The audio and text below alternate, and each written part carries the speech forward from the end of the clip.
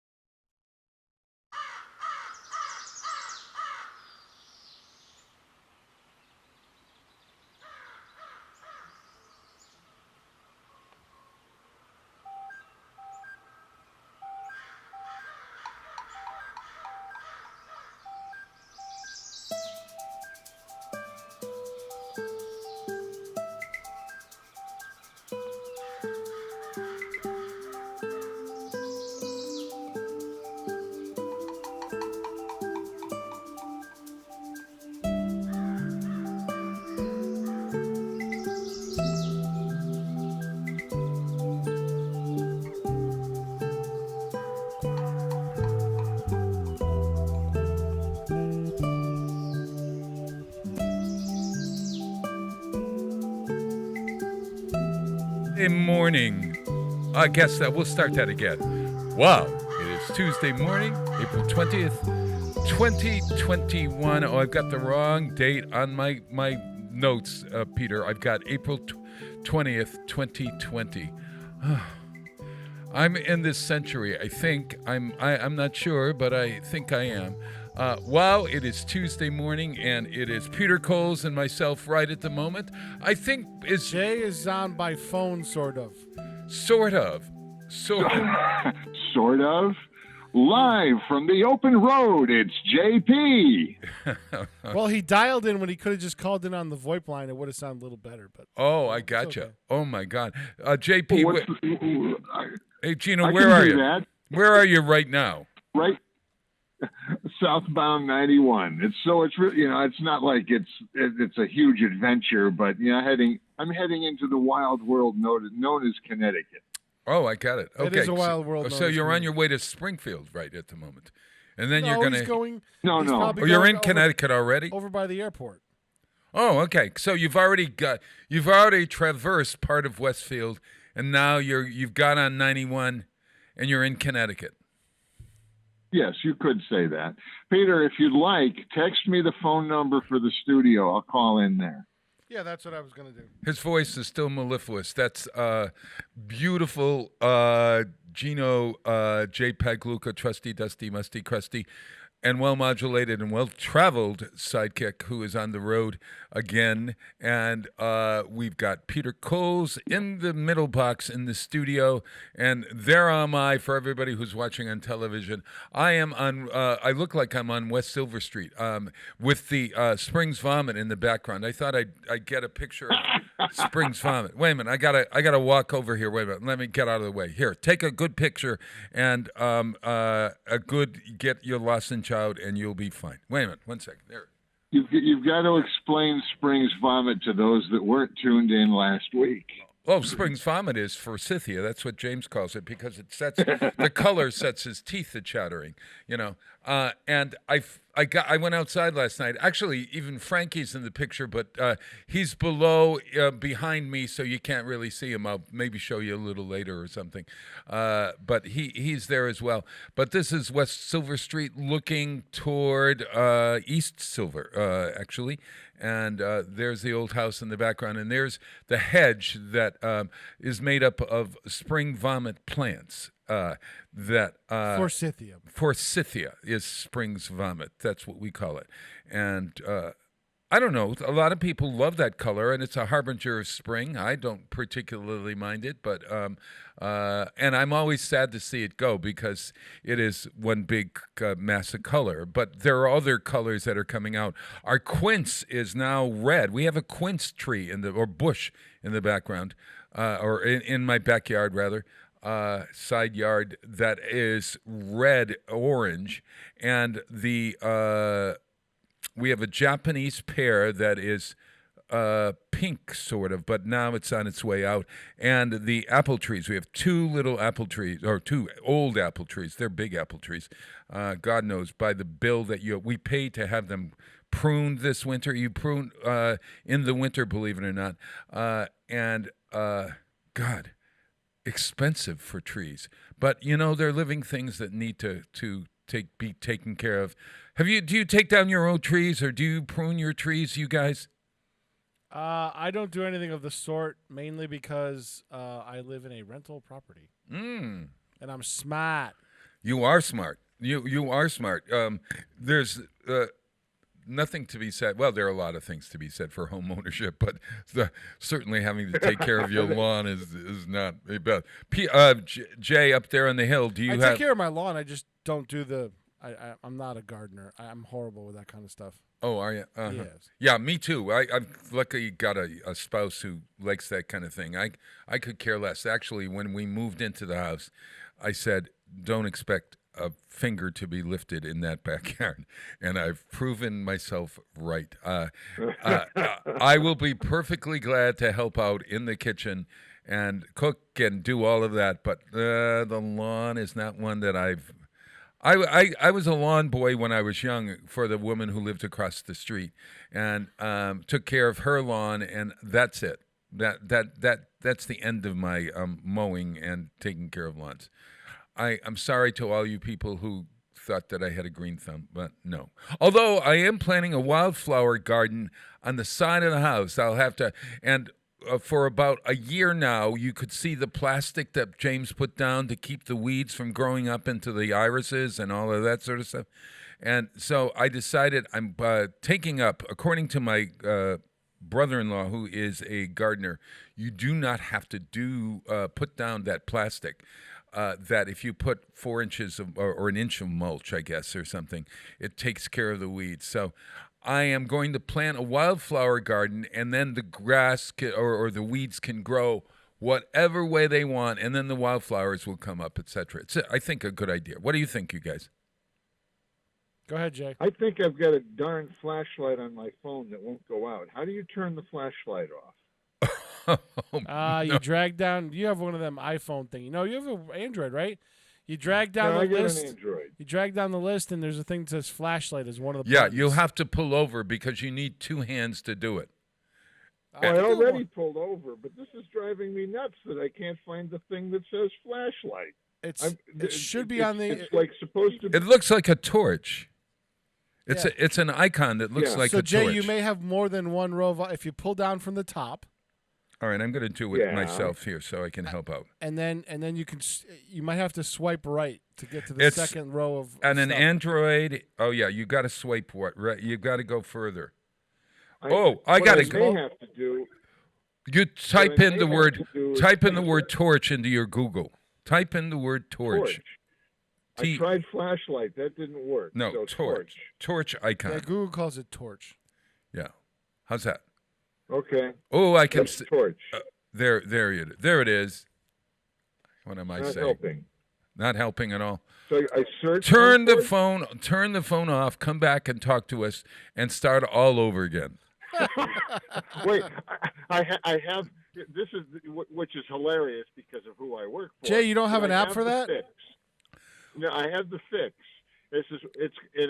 And considering he manages computers throughout the East Coast from Maine down to New York City, this is really troubling. Back in the day, how many people had VCRs with a flashing clock on the front? I didn't. Right? Oh, yes. Back in the 80s. That drove me nuts. Well, our fix for that, our official technological fix for that was a piece of black electrical tape, and that's how I'm going to fix this. All right, I'll be back in a minute. Okay. So how was your weekend, Bob? I had a really good weekend. I somehow or other, again, my back is not really good. My sciatica was for 2 weeks. Now I have a lower back problem. I must have whatever. And somehow or other, I on the side, if I can't, I don't know. I got a cut right here in the last 2 days. I must have burned myself while cooking. Oh, jeez. Yeah. You're falling apart, Mr. Plass. Well, it's exactly right. I'm going to later on. I have an appointment for my my doctor just to check some stuff out, and I'm perfectly fine that way. Incidentally, everybody, don't get nervous. Bob, look at how beautiful the sunset is, or sunrise. Sunrise. Look at sunrise over Bullens Field, everyone. Look at there's home That's plate. beautiful, huh? Yeah, it's really lovely. I'm sorry that I don't get to see the sunset from my house because the house is situated wrong. But the sunset, I get the tail end of it. But that's so beautifble. That's so beautiful. Yeah, it is nice. I was like, Hey, wow. so yeah, I had a pretty nice weekend. I did a lot of cleaning. I did a lot of working. Yeah, lethargic though. I don't know. I'm suffering from lethargy. I was talking to Jim Quinn on the phone yesterday. I said, "Can you explain what the word lethargy?" I'm lethargic. He said it is I woulda, you coulda, you shoulda. You're the laziest man in town. When is Jim coming back on, by the way? Well, we're actually talking about that. He's been moving back and forth between New York City and Kent, where he has a place. And Correct. Yes, we've seen the Kent abode. yeah, he was suggesting that we do something from outside together, and because I don't know if you have this issue with your friends. Oh gosh. My friend Deb O'Shea in Buffalo and I haven't talking. I haven't talking. We haven't talking in 2 months, and I am so every day I think about this, and I'm so lethargic, which means that I'm just so lazy. And You've been in the house too long. I think, and I don't know, it maybe a little depression has set in and whatever. But Bob, even your co-host has said you've been in the house too long. Look at that. The Kathy Palmer mannequin is in the window there. Look at her. She's looking at me as if I've been in the house too long. That's a bee face if there ever was one. A bee face under glass. And it reminds me of my visits earlier on to the Duncan place. Remember when that woman was working there? This is what she looked like. You can't forget that. No. You just can't leave that alone. No. I'll have 2 coffees and then okay, Peter, we'll try this. I'll say the thing and then you give the face and you'll understand what I was at. Good morning. Good morning. Good morning. Okay, there we go. Good morning. I'll have 2 coffees. Yes. No response Bob's whatsoever. talking to a dummy. Yeah. Well, but at any rate, the Thinks he's coffee's good at Duncan. The Charlie coffee's McCarthy good at Duncan. now. Yeah, it's exactly right. You know what else I did? I watched the trial yesterday from morning till night. Why? Why? Because Why? Why? It's compelling, and I've taken to being a lawyer, and I've sort of I'm living vicariously because both of the lawyers on both sides are very interesting characters. Well, they're more than one. It's crappy theater, Bob. Well, I don't know whether it's crappy theater or not, but it was certainly compelling, and I'm hoping to God that we don't have any more violence in America. Today is the anniversary of Columbine, and I don't want any more violence at all. You realize violence is part of the human condition, Bob. It is, but we're not the acting. only thing is now is you see it 24/7 on the news, and they beat you over the head with Well, it. I That's think why I refuse to watch the news. Yeah, but we cannot. You cannot sit idly by, and not say that's it. You Bob, got to say something. You got to do something. If you see it, You know how you do do it, it. Bob? You live your life as a good person. That is the most you can do as a single person, right? and you point it out when something's wrong. You point it out, and you say something about it. If indeed that's If that makes you're you feel, able to. if that makes you feel better, that's great. That's exactly right. But in the end all of the human condition, the only way you can live your life is as Christ said years and years and years ago. Yeah. Do unto others as you wish you would do they would do unto you. That's the golden rule. Correct. It's exactly and I live right. my life that way. Well, I appreciate that, and I'm glad you do, and I try to do If it. everybody tries to do it and everybody succeeds at it, we'd be in a nicer world. That's right. But that's not how the world is, because the world also has evil in it. And you have to recognize Satan? Yeah. Well, the evil. I don't. You don't even have to call it Satan. Just call it evil. Well, let's call then let's shout out. What's the word? Point out evil when there's evil, and that's perfectly fine. I think we have to do that, and that's perfectly and fine. I also think we have to continue to press for change in the world. And who knows? Maybe we'll be less violent. Who knows? We've never ever got to that point, at least in America, where we were less violent. And it continues every day, and Bob, it happens so in sad. every country, except in other countries we're not getting coverage of it. That's the problem. Well, when okay. all you see on the media, and it's just to drive a narrative, when all you see is bad things, you're going to think everything is bad, and it's not. I'm not thinking everything is bad. There are good people, and many of them pointed out when they see it, and I appreciate that. And so that's what I spent the weekend. The bad ones. The others thing is absolutely valid, but today's society requires we modify that a little. It's do unto others before they do unto you. Holy See, mother! I don't like that either. Oh God, that's looking over your back at every moment. But that's the way some people have to live their lives because of the way America is. Yeah.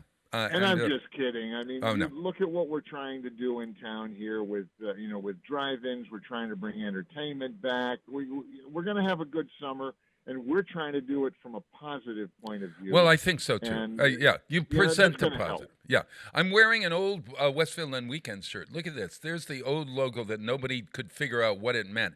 A big W with little sticks after it, and on my back, incidentally, are this is. Look, I'll turn around and Peter, you'll. What is he doing? Okay, I'm turning around. Look at my. Look. Winter Green Fest. Yeah. 2006. Wow. Yeah. Tommy D's was still around. Jay. Well, in my cleaning, I found them, and it's all brand new. Look at it; it's the first time it was ever worn, and since it was made. And on the back, it has all these stores and shops that have gone the way of so many the dodo stores. bird. Yeah, they're no longer in existence. But so here, I'll put the shirt back on. It's a nice little time capsule, Bob. It is a nice time capsule. It's nice and colorful and everything. Wow, it is Tuesday. If you want to know what's happening at Wow, go to westfieldonweekends.com. That's my commercial. And so at any rate, I've been cleaning. I go through my papers, et cetera, etc. And my thing for you today is, Jay, I've talked about this all the time, but once again, even the lawyers in the trial I was watching yesterday mispronounced and did some ungrammatical things. Would you explain to people, please, what the ly is in English, the English language? The ly. When do you use ly? When do you put ly at the end of an adjective to make it an adverb? You have any idea? Something in my head is saying, you're right. That's how you make an adjective out of a noun, right? No, you never make anything out of it. An adjective out of a verb. No, you don't. No, that's why you're totally I right. wasn't an English major. You start with an adjective. An adjective is a descriptive word like different, okay? We all do things different, was the quote from yesterday. Oh, differently. Differently. You got to use the word ly. Drive safely, Jay. Not drive safe. Drive safely. So you take the... Well, I was going to drive safely, but there's this tree and... Oh, God. Never mind. He said that very confidently. So instead of saying, let's do things different, let's do things differently is the correct English, everyone. Now, for my other thing, I'm on a... Now for his next trick. My next trick, and now... That's exactly right. This is how exciting English class gets, we folks. Yeah, no kidding. What kind of, describe a person in your classroom, if you're a teacher, who is probably like yourself, Jay and Peter, when you were kids, throwing papers and spitballs, talking to the next person, and always trying to catch the teacher. What kind of student do you call that? Dastardly? No. Oh, good. That's very Class good. clown. That was me. I was the class clown. Class clown? Okay, the class clown does mischievous things. Spell the word mischievous. Spell the word mischievous, boys. Bob, it's very early to give us a test. Well, try it. Mischievous. Troube. Trouble. Mischievous. Pronounce mischievous. Peter, pronounce mischievous. Mischievous. No, it's not mischievous. There is no I in mischievous. There is no I, and you don't I pronounce... said mischievous. Oh, it sounded... Oh, okay. Well, you were on your way to saying mischievous. No. I say idea, but I don't say mischievous. No, okay. No, you don't. But some people in... Is it often or often? Often. With a T, there's a T in that. If you do without a T, you're coming directly from England, where they say often. Often. Now Bob's doing a Gallagher routine. Okay. Now, so folks, this is what Gallagher there used is to no V-I-U-S in mischievous. It is not mischievous. So if you've been saying mischievous, there is no such word. All right? Mischievous is the word. And I'm on a campaign this year, and you'll hear my commercial. And then you'll be able to speak properly. Not speak proper, speak properly. And then we'll all be perfect. What if I'm acting mischievously? That's very good, Jay. Just you combined two of my suggestions. Mischievous. Do I get extra credit? You do, and you can go right to the head of the class. And because of that, I'm going to play our first song, which is perfect for this time of year. Are you spring cleaning like me? Either one of you? No. I am, and I found lots of shirts from 2006, but none of them fit me anymore. I don't understand. That's exactly it. Well, this is Fats Waller's version of a song that he wrote called Spring Cleaning. It's great. That ain't the cleaner. It is. Yes, yes. I'll polish the leaves, make them green again, shake out the trees, change scene again, spring cleaning, getting ready for love. Sweep out the nook, down in Lover's Lane, turn on the brook, make it run again, spring cleaning, getting ready for love. Dust off the wintry bowers, wash them off with April showers, cover them with fragrant flowers, shine up the silvery moon, 'cause you and I have a rendezvous under the sky, like we used to do, spring cleaning, getting ready for love, yeah.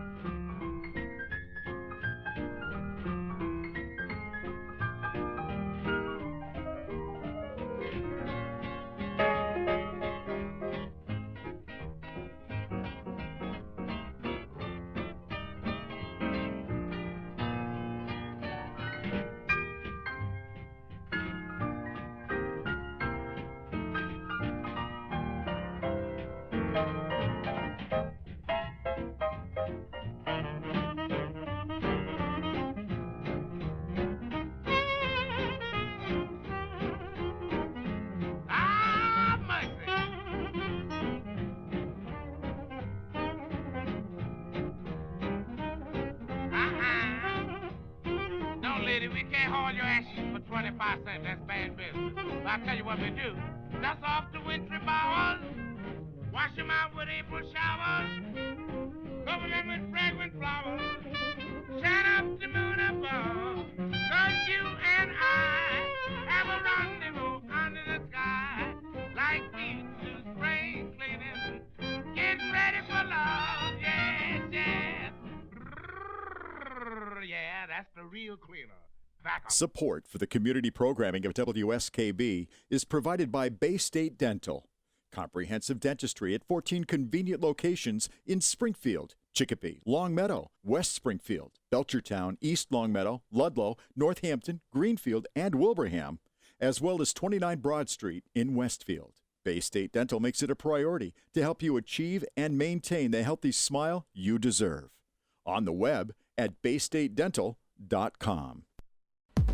Join us the third Wednesday of every month with Selectman Joe Didi and his take on everything Southwick. Community Radio. 89.5 WSKB.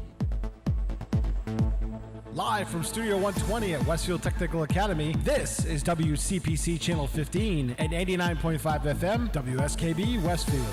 Wow, it is Tuesday morning. There I am, Bob Plass, the host of this Chat Fest, and Peter Coles in the lower box, the center square, as we like to say, and on the road again from, well, he's someplace in Connecticut. It's Gino JPEG Luca, trusty sidekick.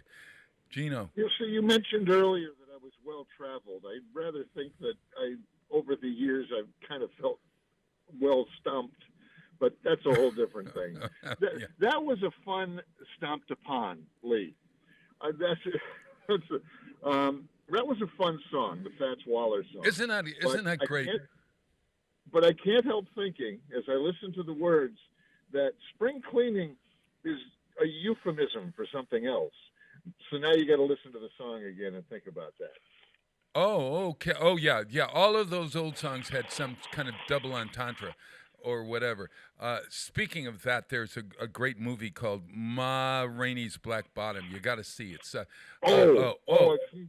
I've seen trailers for that. I'm dying to get out and see that. Oh my gosh, it's so terrific, and you can actually see it on TV. I think it's free on either Amazon or Netflix or one of those HBO. Netflix, is it? Yeah, maybe it's an Amazon. But and I watched a show the other night on. I watched two of the Oscar-nominated movies because the Oscars are coming up this week. I'm trying to decide. Meh. Yeah, I know. This is a year that I'm probably going to go, meh. Except the films that they've chosen are all really, well, so far I've seen. That's because there was nothing released. No, they released some really good ones that were really, for instance, well, they've been released on television. So we've gotten to see many of them in the privacy of our homes, which is not the same experience as being with people in a theater and seeing and feeling their reaction. I think it's. That's something else I miss. I've got the big sound and the big TV, but it's not the same as being in a theater with 100 or more people. Especially with an action movie where people cheer. Oh, no, you're absolutely right. You're absolutely right. And if it's a movie that somehow or other, those sad movies, I tend to be a lot more demonstrative about my tears in the movie theater for some reason. At home, you're able to get up and have a glass of water or something. I mean, you're stuck for 2 hours and you watch the whole thing from beginning to end. At home, you pause it and you go to the bathroom, or you pause it and you get a cup of coffee or a glass of wine or whatever. And, I think you really need that. What, you can't pause the movie at the theater? What's up with that? No, I know that. I know it. Well, I watched... a few weeks back, I watched The Trial of the Chicago 7 with the guy who plays Borat as Sacha Baron Cohen. Oh my God, as Frank Zappa. No, is that the one? No, Jerry. What's the guy? Oh, he's one of the Chicago 7. He had real curly hair. Oh God, somebody will know. He's the real. Now that you've said it. Baron Cohen, what's the guy's name? Sacha Baron Cohen. He's an Englishman. Yeah, we see him as everything. As soon as you mentioned Zappa, that's absolutely Frank Zappa there. Oh yeah. But I'm trying. The guy's name is Jerry something. I gotta try. Give me a minute. Now the Chicago 7. What did they do? Refresh my memory here. It was against the war in Vietnam. And the Aaron Spelling. Joseph Gordon-Levitt? No, Joseph Gordon-Levitt plays somebody else. Abby Hoffman? Yeah, Hoffman. Sacha Baron Cohen played him. Yeah. You won't believe. Oh, Abby somebody. Wasn't that Abby Hoffman? Brother? Yeah, Abby. Oh, never mind. No, Abby Hoffman. and he is unrecognizable in the film, as is all of these actors. That's a really wonderful movie. You've got to see that, The Trial of the Chicago 7. And this week I watched The Sound of Metal. Now, I've been avoiding The Well, Sound no wonder of it's Metal. written by Aaron Sorkin. He's a Oh, he's a yeah. great writer. I said Aaron Spelling. That's not Aaron Aaron Spelling. Sorkin. Yeah, the It's guy that Aaron wrote The Sorkin. West Wing. Oh, yeah. And it's directed by him, I think, as well. It's really Correct. a really wonderful docudrama in a way. It's not really a docudrama, but it really tells of about a moment in time in the Vietnamese War and et cetera, et cetera. The movie The Sound of Metal is set in the present day, and it stars Riz Ahmed, and Isn't that the drummer that went deaf or something like that? it's based Documentary. on it's not a documentary. I know there's a I thought there was a documentary on Amazon Prime or something. Oh, there may be, but The Sound of Metal basically is about a drummer who does go deaf, and it is a wonderful movie about somebody coming to grips with something that has happened in their lives that has changed them, and then they have to change in order to move on with their lives. And I was avoiding it because I thought it was going to be The Sound of Metal. He's a heavy metal person, and I'm going to listen to heavy metal throughout. Oh, no.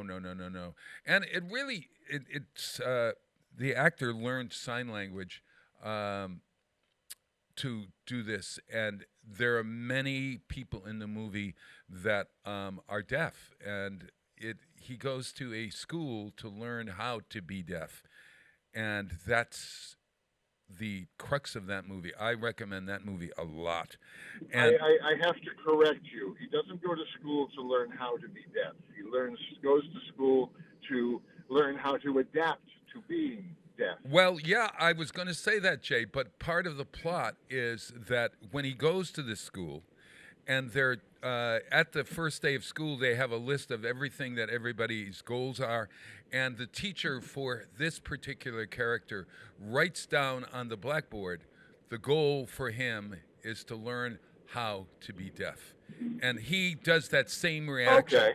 He does that same reaction, like you go, oh my God, what is that? And we watch him learn how to be deaf. Which is an interesting, it's a little different than how to be able to adapt if you are deaf. It's a little bit different. And because he keeps wanting to be something else, and he actually has, in the film, he talks about having a cochlea implant, or cochlea implant? Cochlear. Cochlear implant. And I'm not going to give anything away, but The Sound of Metal is Spoilers. no, there's no spoiler here. See, and here's the thing. Yeah. We all have had things over over the course of our lives that have changed us dramatically. Some certainly worse than others. But it's how you adapt to those things that defines you. It really is. If you can take whatever happened and turn it positive, or as positive as possible, turn it into a good thing. Oh, yeah. And that's the right thing to do. Oh, absolutely. And we can talk when we return from our break about how we at the city are trying to cope, or city producers and people like ourselves have been trying to adapt to COVID, and as we come out of COVID, how we're going to adapt to a world that we haven't been in a year is another whole thing. We've got to think about how do we live in a non-COVID world that still has COVID in it, and that's I guess that's our challenge. But hey, I saw one other movie. And, How about we just start living again? Yes. Well, yeah, but you got to think some other things. Well, Nomadland is a movie that I want to recommend to everybody. Now, I'm watching this movie. This is something else. The woman that directed it, it's directed by a wonderful woman. Her first name is Chloe, and for the life of me, I can't think of what her last name. It might be Webb, but Chloe is the first name. And she uses real people in her films that are non-actors. She uses non-actors. Then she combines the non-actor with the actor. And in this particular film, there are two great actors, David Strathorn, and Frances McDormand. And Frances McDormand, you might remember from Fargo. And so she plays a woman who, from the town of Empire, I think it is in Washington State, but at any rate, her town was dependent on a logging factory that cut down trees, et cetera, et cetera. It closes. Oh, no, it's a quartz. I'm sorry. It quartz. What do you call that? When what metal, a metal finding factory, what iron, what do you call that? Stoneworks, a stoneworks kind of place. They close. Quarry. A quarry. Okay, gotcha. Very good. Thank you, Jay. Gino, you're always to the rescue. More extra credit. More extra. Okay. You are so good. So, at any rate, it's about the woman who loses her job, and the town is now a ghost town, and she decides to live out of her van. And believe it or not, there's a whole subculture that lives out of the van. And so this woman who filmed it found some folks who live out of their van, and they act in the film. Now, there's a storyline. There's a really wonderful storyline through it. And Frances McDormand is so wonderful, as she always is. But at one point in the movie, I'm watching, and I said to James, my God, I think that's Sweet Pie. And he said, what are you talking about? I said, back in the 60s, I worked at a bar called Shelter. It was in the basement of Belley's. Belley's was on Wilbraham, Boston Road, out near Wilbraham. And it was owned by, it has all kinds of 6 degrees of Westfield. It was owned by a person who owned the ski house, which is where Don Podolsky's bike shop is in Westfield. And he opened this restaurant in the bottom of Belley's, which was called Belley's a Go-Go back then. And it had go-go girls, believe it or not. I knew a couple of those go-go girls, and you girls know who you are out there. And we all were working. I was a waiter. And the go-go girls were upstairs, and downstairs was this bar. And during the summer I was working there, there was a performer who appeared every night, and he was the world's only nudist performer. And believe it or not, Sweet Pie, whose real name was Paul Weiner, is in the movie Nomadland, and he plays one of his Boogie Woogie songs. Now, Paul, or Sweet Pie, used to wear just a loincloth and a pouch, if you will, and he would press the limits of rules in America, and many of his songs were shady and a lot off color, but he, it turns out, has a child, a young girl named Celia, who changes his life, and he moves to a place in Arizona called Quartzsite, which is run by Bob Wells. It's there now for people who live out of their RVs, and they have a place to live, and there's a community, et cetera, et cetera. So Sweet Pie moves to Quartzsite, and he opens up a bookstore in Quartzsite. It sounds like a movie, but this is the story aligned with Nomadland. And I remember from Belley's that I'd see this nudist running all over the place during the day, and I said, is the musical performer living here? Well, apparently he was living out of his van in the back of Belley's, and he traveled up and down the East Coast. And so he sort of straightened his life out. He became a bookseller, and he was well known, and it's still there, his bookshop. Unfortunately, he died probably in the last year and a half, and of cancer. And I thought I'd play a tribute to to Sweet Pie. When you watch the movie, there's a real connection. He was from Lynn, Massachusetts, and he was the only nudist performer in the 60s. He's sort of like that naked cowboy in New York City. This was the naked boogie woogie player.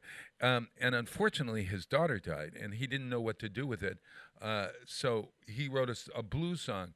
But as he says, The blues turned into happiness because every time he thought of his daughter, he was happy. So this is a happy blues by Sweet Pie, and it's called Hello, Celia. It's-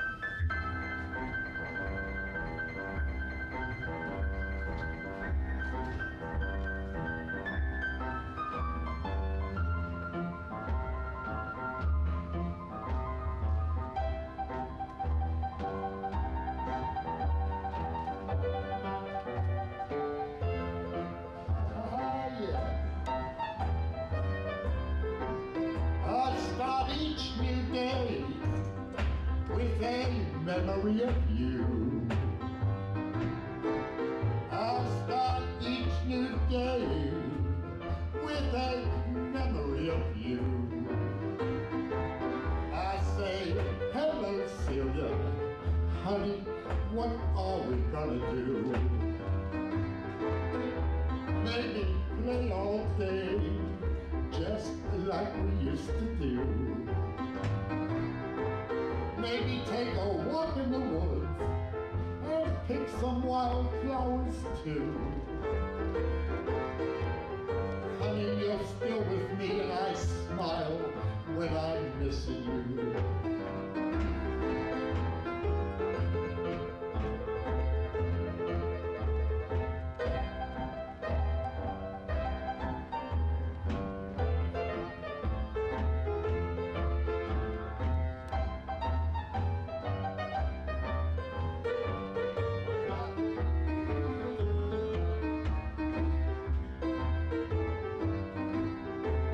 I start each new day with a memory of you.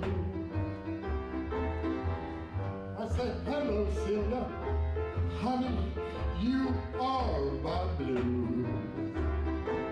I say, hello, Celia, honey, you make me happy too. I say, hello, Celia, hello, hello, hello. I say, hello, Celia, hello, hello, hello. I say, hello, Celia, hello, hello.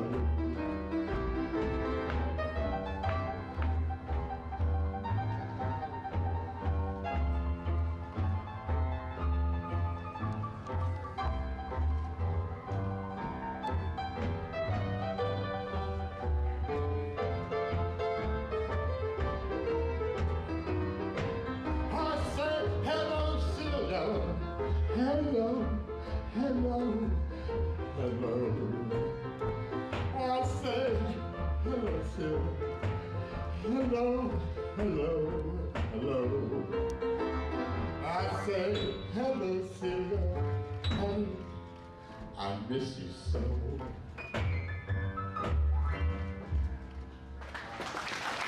Support for community radio on WSKB is provided by Betts Plumbing and Heating Supply Company, an independent, family-owned wholesaler serving Westfield for over 50 years, specializing in plumbing, heating, and industrial piping supplies. On the web at bettsplumbing.com or at 14 Coleman Avenue in Westfield. Join us every Thursday morning. From 6 until at least 7:30. Check out the Bobby G and Company Show. Right here on WSKB 89.5. Community Radio. 89.5 WSKB.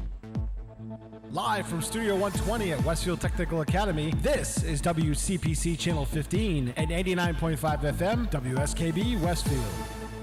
Wow, it is Tuesday morning. It is April 20th. Where is the month gone? April 20th, 2021. My name is Bob Platts. I'm here with Peter Coles, and there he is in the center. And we've got Jay Pagluka on the phone from someplace. King of the road. Are you beyond Hartford? You've got to be beyond Hartford by now. Yeah, south of Hartford, traffic is just fine. Here's our traffic report from the helicopter. Okay. Oh, we're just going through helicopter. No, never mind. It's a bad joke. I loved your story about Sweet Pie. Did That's you cool. ever know him at all, or know of him? No, but I can imagine. I can imagine the person. And and this was in the '60s, right? That's exactly right. Yes, 69. Yeah, and I think think. about think about how many things have changed since then, what he did then is probably acceptable, quite acceptable in most venues today. You can get away with that, and it's just shtick. Yeah. You know, back then, I'm sure it was quite controversial. Oh my gosh. You know, and he would really stretch the limits. He had a song. He had supposedly he had a girlfriend named Kay. Okay, and he'd sing a song called "If Ever You See Kay, Tell Her I Love Her" or something like that. Now, if you take the word "ever" out of that, you'll see the kind of music or the boogie woogie. There was always this sort of innuendo there. So, if you ever see Kay, can you get where I'm going with that? And at any rate, he stretched the limits, but at the same time, there was this real kindness to him. And he's bearded. He looks like a little gnome, Rumpelstiltskin, sort of. And you got to see Nomadland. You're going to really appreciate another side of the world. And when you come to Sweet Pie, you can place that story that I told with him there. And you can Google him online. He actually there's an hour of him playing at Joe's Pub in New York City in his jockstrap, or in his loincloth, rather. It wasn't a jockstrap, it was a loincloth. But he just he lived the way he wanted to live. He adapted his world, just like you've adapted your world, Jay, in the world of music, because you have we'll take a moment to say you've got a concert coming up next month, don't you? We do. Room Full of Blues. Speaking of blues, we'll be at the Southwick Drive-In, which is the 338 motocross track, on May 17th. May 17th. Did I say 14th? May Friday, 14th. May 14th. Uh-huh. Yep. And more information is at westfieldconcerts.com or Westfield Live Music. That's right. And scroll on down to the Southwick series. Right. That's the Southwick series. We've got the Westfield series coming starting in July, and you can read about all of those things, and you can buy your ticket. That's all there, too. Yeah. There's a limited number of cars available, right? At both sites. Yeah, obviously. So you got to get your tickets early. Buy your tickets early, I suppose, is the best way of saying it. You know. Buy early, buy often. No, that's vote. Vote early, vote often. No, that's not it either. Yeah. No. You said how things have changed. Yeah. And if you think about it, people in general adapt. We change. We adapt to whatever's around us. It's the nature of being human. And, you know, in recent times, 20 years ago, 9/11 happened. Now, that was absolutely, hands down, terrible. Yeah. Certainly the worst thing that's happened in most of our life. Yeah. Here in America. Right. And we've adapted. We've made our lives and those around us safer, although there's no such thing as being truly safe as opposed to safely. Yes. But today we've adapted to COVID. We will continue to change, to adapt, to stay safe, and you know, and do things that are different. I hope to heck we don't have to keep Zooming. But that's a whole different discussion. I was listening to a piece on the radio this morning about a young girl who loves to study through Zoom, and she's learned to be a better student through Zoom. It's not for everybody, but it went on and on about the benefits of Zoom for this young woman. And I thought, you know, I was thinking of... My girlfriend's daughter's doing much better in school. Yeah. Via Zoom.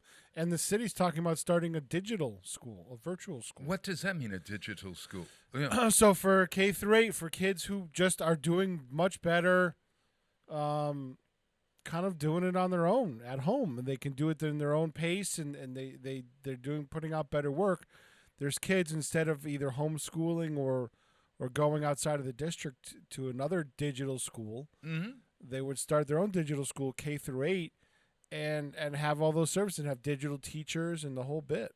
Wow. Having a virtual school. No, we would have never found that out. There's something to be said for that. People have adapted, and you're right. Some people have excelled with this new learning method. Sure. Now, me, I was one of those guys that would. I'm sitting there zooming, and an hour goes by, and I'm starting to nod off. I'm bored. Oh, At man. least when I'm in a class, the guy next to me is going to whack me upside of the head and wake me up. So I got to be in a class. Oh, gosh. I was at a Zoom meeting the other night, and it went on for, an hour and 20 minutes or so, maybe a little less. But in the middle of it, I thought, oh, God, this is just torturous. And I don't like to, when you're in class, I really like to give the full attention. I was trying to work on my phone while I was listening to the meeting go on, and I would glance down and I played a game, et cetera, et cetera. I would never do that in class. I would never do it in class, but I think you adapt to every situation. I think that our radio show, our TV shows are better sometimes, not when it's Zoom, maybe it's a hybrid or whatever, but we've certainly learned how to do it. And for those of us who don't like to get up in the morning, God, there's a sort of a nice kind of feeling that we could tape this later and then show it, or just go downstairs with my coffee and be on television or whatever, Yeah, and I mean, look at this. I'm heading south to the Connecticut shore, and you're still not rid of me. What are you gonna do? No, and you know what else? This is the interesting thing is that I will probably, Peter, I'll never get away with a snow day again, will I? I can't get out of my driveway. Therefore, I won't be coming in and have a nice show. Nope. Period. Nope. Yeah. Nope, we're good. Yeah. So you see, that's one of the good things. Sometimes we're not like a snow day at school. Oh, man. No class. Oh man. Well, hey, everybody, April seems to have more songs written about it than anyone. Can you name a Prince song that has April in the title, Jay? Nah, Prince. I was never a Prince fan. Oh, you're not a Prince fan? The Purple Rain thing, everybody thought that was the greatest thing since sliced toast. Yeah. Nah, I just never. Yeah, it was just weird. It was just wow. a weird thing. Wow. Well, Prince has a April song, and it's actually a lovely April song. And I thought it was appropriate this week because last night, yesterday, as I was watching the trial, I was watching the scroll on the bottom, and it was saying snow in Montana, et cetera, wild snow. I mean, like 6 to 9 inches and stuff. And this is the latest it's ever been, apparently, or well, I don't know, or it's a historic thing. So Prince, of all people, has a song called "Sometimes It Snows in April," and so this is from a live recording, and he talks for 3 or 4 minutes at the beginning of it. So we're going to come in where he begins to play "Sometimes It Snows in April." Prince, everyone. Want to hear the first song I learned? On the guitar. Good job in the cedar. For real, that's it. That's all I learned.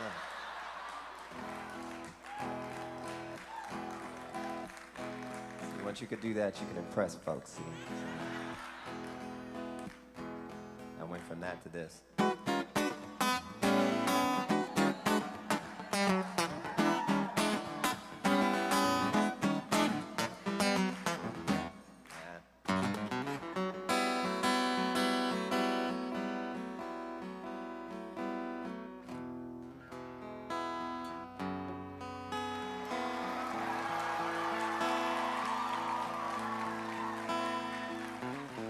Sometimes it snows in April. Sometimes it feels so bad, so bad, so bad. Sometimes I wish that life was everlasting. Oh,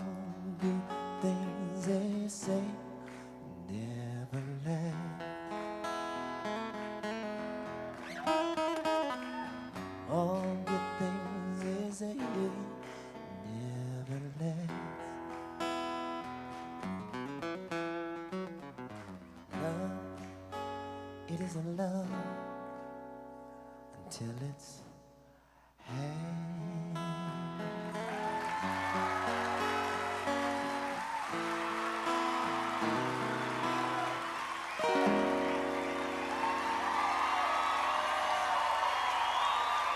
Underwriting for the community programming of WSKB is provided by the Boys and Girls Club of Greater Westfield, serving the youth of the Whip City and surrounding communities since 1969. For more information on the Great Futures Club for ages 3 to 5, happening weekdays, and the Club Teen Center for ages 11 and older, weekdays from 6:30 till 8 p.m., go online at bcgwestfield.org or visit the club at 28 West Silver Street. The Boys and Girls Club of Greater Westfield. Great futures start here. Listen to me, Michael Buster McMahon, Mondays 8 to 10 a.m. to learn the stories behind your favorite songs. Or don't. I'm not the boss of you. Community Radio. 89.5 WSKB.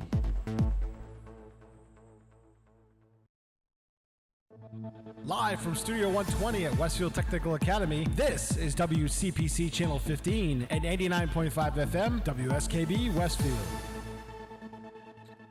Wow, it's Tuesday morning, and it's Bob Pless. I'm here with Pete Coles and the kitten of the keys, meow, and JPEG Luca, trusty, dusty, lusty, musty, crusty, well-modulated, well-traveled sidekick on the road. And how was when you go through Hartford, that's always chancy for me in terms of traffic down there, Jay.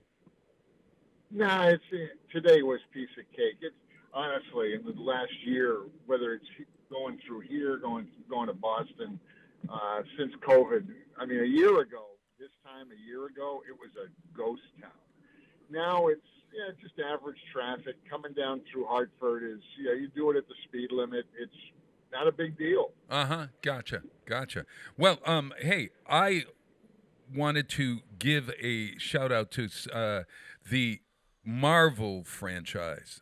Oh my God, I am watching all these Marvel films that I've avoided in chronological order, as I think I might have told you. And I started with Captain America, and I have now, I've watched Captain America, Captain Marvel, I've watched Thor, the Avenger, Iron Man 1, Iron Man 2, the Avengers, Thor, the Dark World, and Iron Man 3. So it's all in chronological order. If you go on Disney Plus, you can watch them in chronological order. And I'll be right back. You talk amongst yourselves. Oh, yeah. I really love these movies. And for some reason, the violent nature of it, I mean, there's a lot of car chases and bang-ups and people punching one another, et cetera, et cetera, et cetera. But somehow or other, they've done it in a way that sort of satisfies that dark side of all of us. And I wonder, Jay, are you at all a fan of those Marvel comic movies? I go back to the 60s and Stan Lee and Spider-Man and the whole nine yards. Mm-hmm. I was a huge fan from day one. And Stan Lee, whether you like him or you don't, and you read into his personalities, it doesn't matter.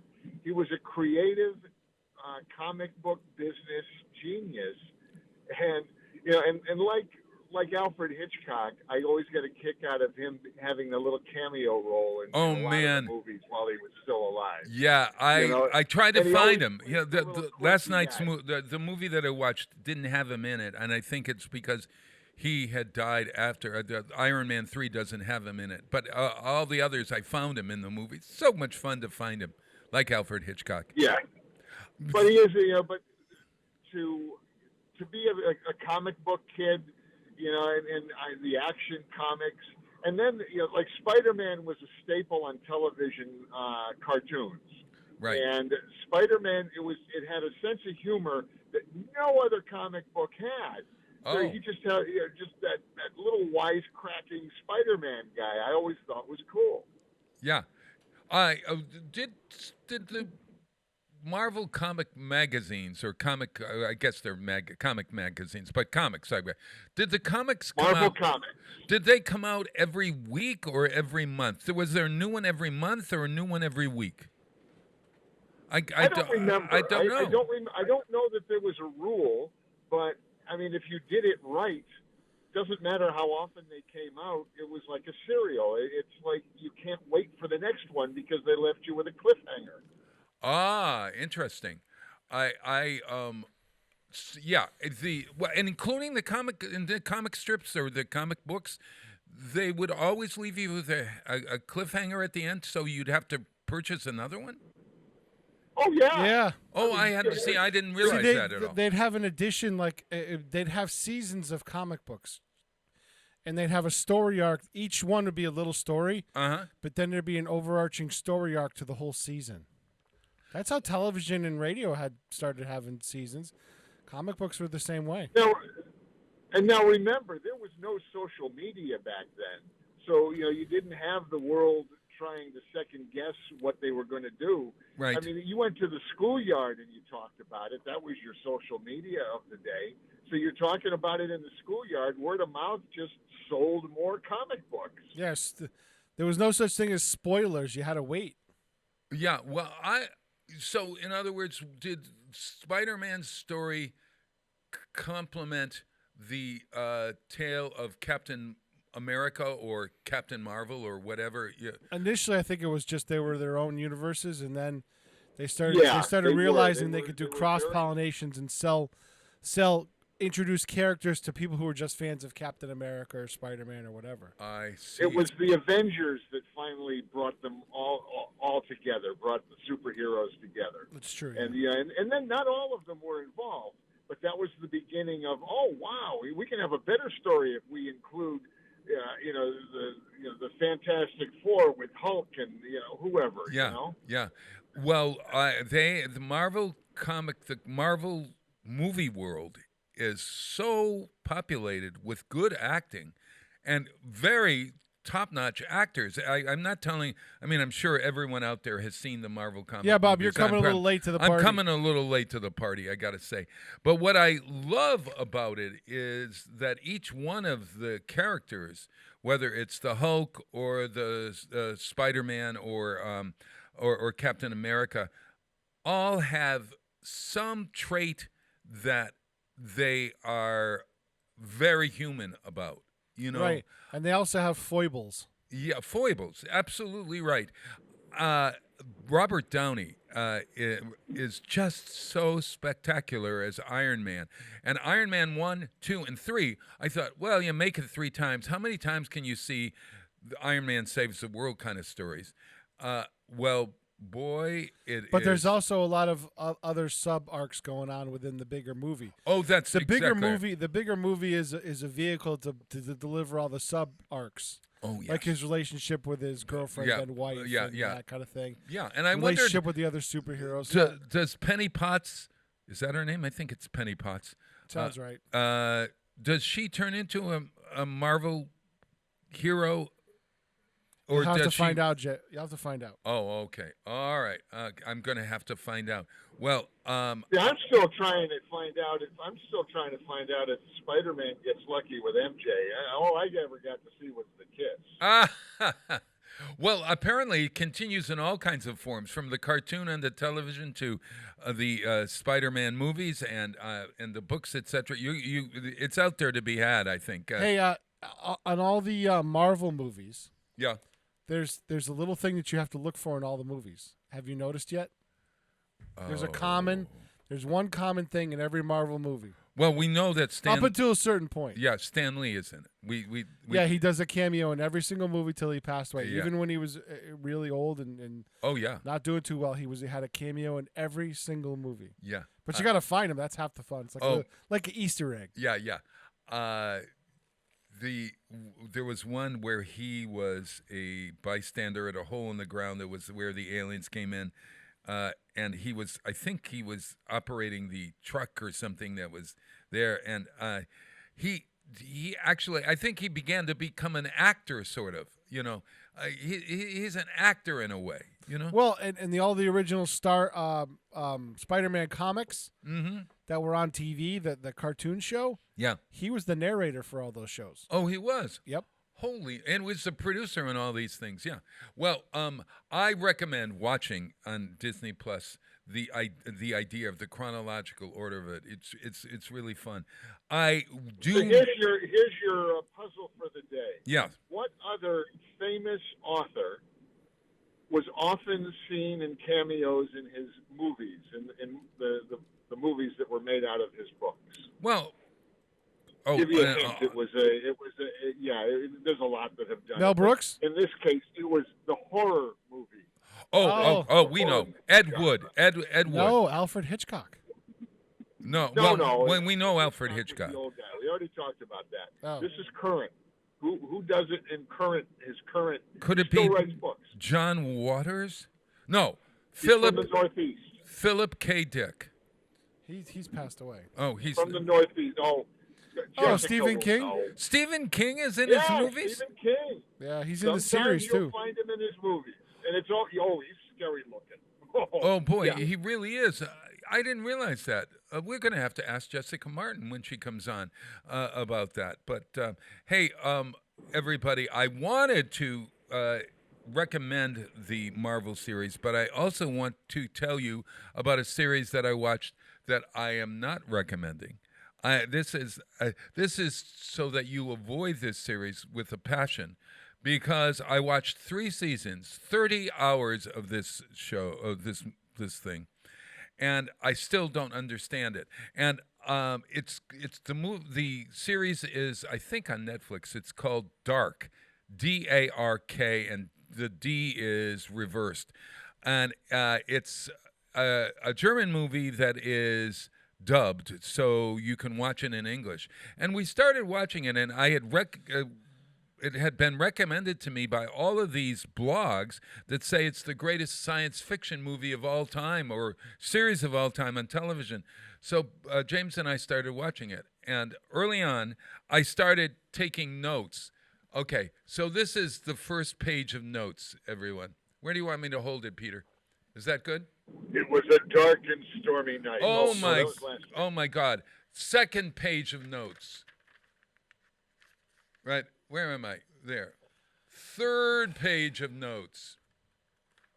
On a movie? On a movie. Oh, wait a minute. Let me get this. Third page of notes. You spend 30 hours watching a movie or watching a series that you don't like at all, and you're taking notes? Well, because we were hoping that it was going to be resolved. Here's the next one. I'm getting much better. Look at that one. And what it is these are all characters in the movie. Every one of these things is a character in the movie. And it points to this one kills that one. This one has an affair with that one. It's Bob, you know what? I watch a movie for fun and for entertainment. I don't watch it as a homework assignment. Me either. But the only way that, as an old person, I couldn't remember the characters, number one. Number two, they all intertwine. Number three, they go back in time. It's all about time travel, incidentally. So you're in 2021. You're in 1886, and then every 30 years. So, and the characters go back all over the place. But it is the most frustrating, well-acted, well-produced, well-directed movie series I've ever seen, and I will never, ever watch it again. And I was so angry when I said, what did we learn other than they have time travel and they can go back and forth? It was awful, just awful. Dark is it. And please, I don't know if the FCC likes the idea that I'm saying avoid something. Usually it's the other way when we use. The FCC doesn't care. The movie companies, the movie house might care. But it's like we're all getting together to watch the lousy movie of the month club, you know? Oh man, yeah. I'm thinking that if indeed you are have watched this film or watched this series on Netflix, would you please let us know, because maybe it's just me, but after 5 or 6 of these pages of Adam is married to, no, Adam is really, his name is not Adam because his real name is Jonas, and Jonas is actually Noah, and Noah had a relationship with Francesca, and Francesca killed Marie. I mean, I didn't have to do. That's a daytime soap opera. Well, it What's is, the big but deal? yeah. But this what like soap operas, I can understand. I watched them for years. I was on them. I get it. This I was totally. Oh man. At any rate, avoid dark. Avoid the dark. Hey, do you remember? Don't be afraid of it. Yeah. Speaking Don't of be afraid. documentaries and such, I have a request. Yes, sir. Before you move on. Yeah. There was a song that you had booked for the 7 o'clock top of the hour, and you can't let that one go. Oh, it blows my mind that you even picked this song, but being a child of the 60s and the 70s, you gotta play it. Jay, you should stay on for the next session, or for our next segment, because do you know what today is? Today is National It's 420, man. National Pot. 420, man. National Pot Smokers Day. It's National Weed Day. If we want to I like to have my pot known as pot rather than weed. It just I don't know. Grows like a weed, man. Wait. Are you admitting to something we weren't aware of? Oh no. I don't. I'm not a. I have arrhythmia. My little heart arrhythmia stuff. I'm not sure that I. See him can, backtracking. Like I see you watch him backtrack here. I have had my day with pot, and it's ended, unfortunately. But now that we can talk freely about it, and we won't be arrested or anything. It's always strange to me. And believe it or not, Jay, I don't know if you saw in the paper, we got a magazine this week in the paper. It's called CRQ, and it is the Cannabis Review Quarterly, Spring 2021. It came to our house with all of these different advertisements. It's put out by the Republican. Oh, I know it is. And I'll bet I can guess what the ads are for. Oh my God. Look, I just passed one. Resonate. Get lit with Resonate.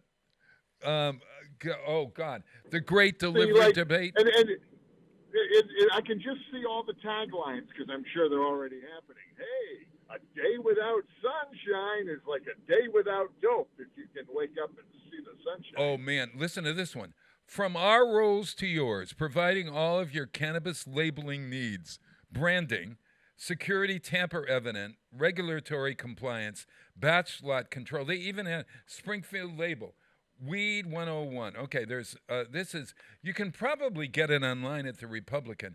And did you know that H15 is one of the first cannabis-infused seltzers on the East Coast?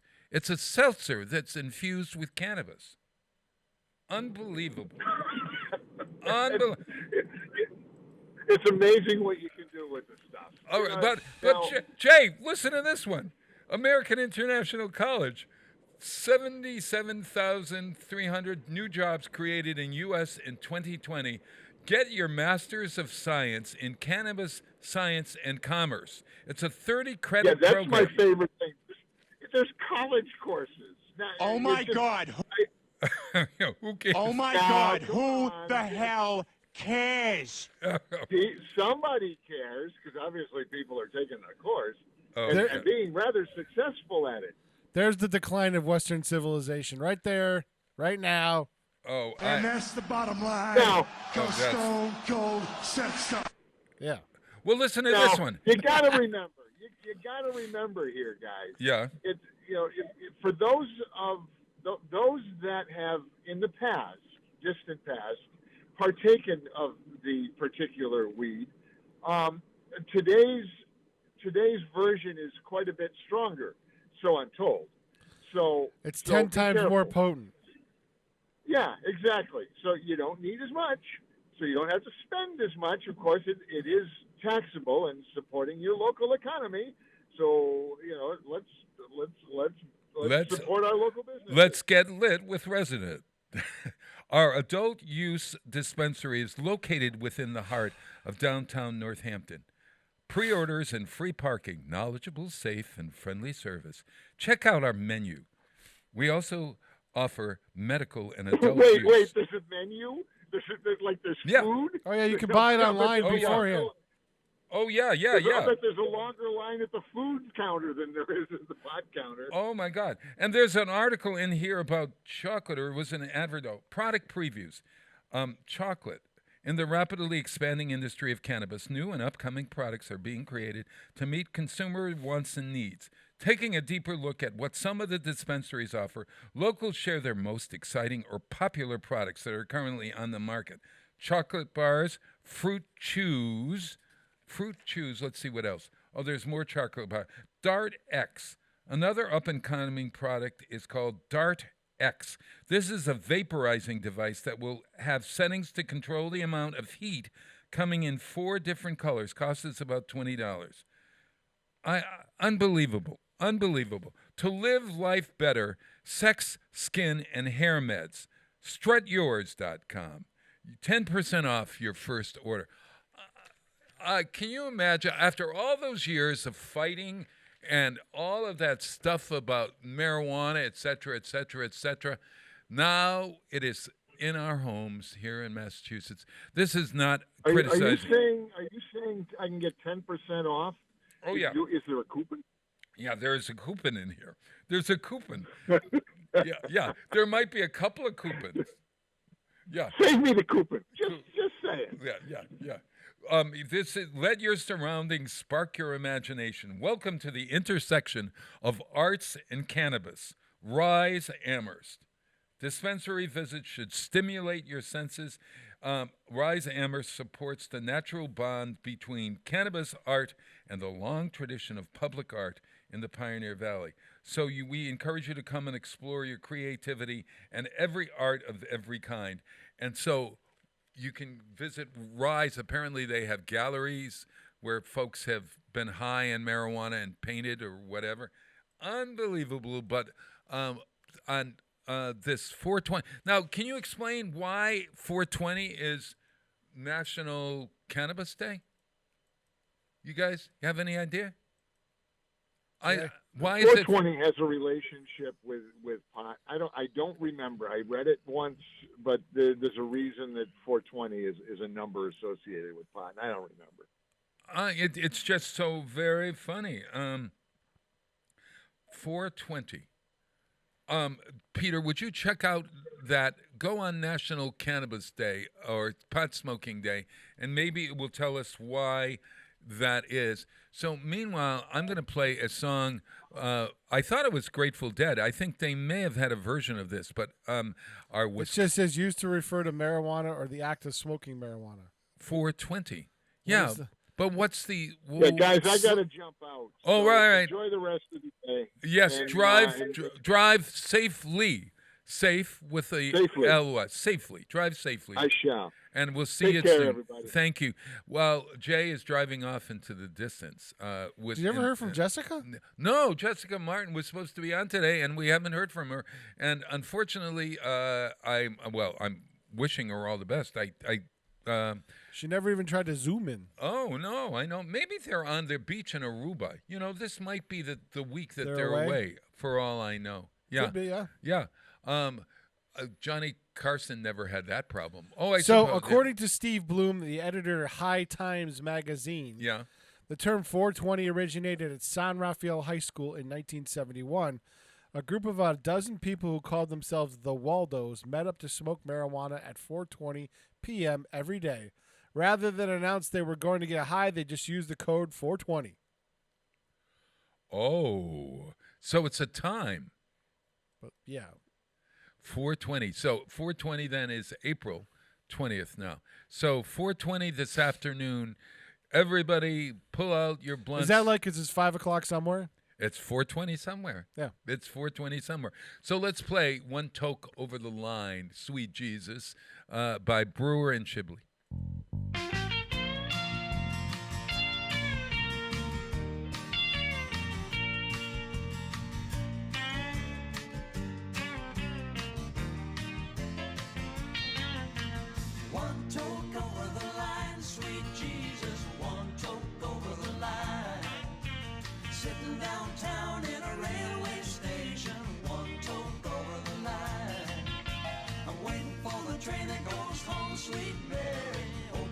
train is on time.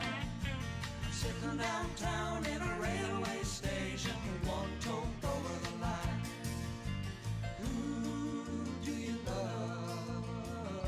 I hope it's me. I've been changing, as you can plainly see. I felt the joy and I learned about the pain that my mama said. If I should choose to make a part of me, it'll surely strike me dead.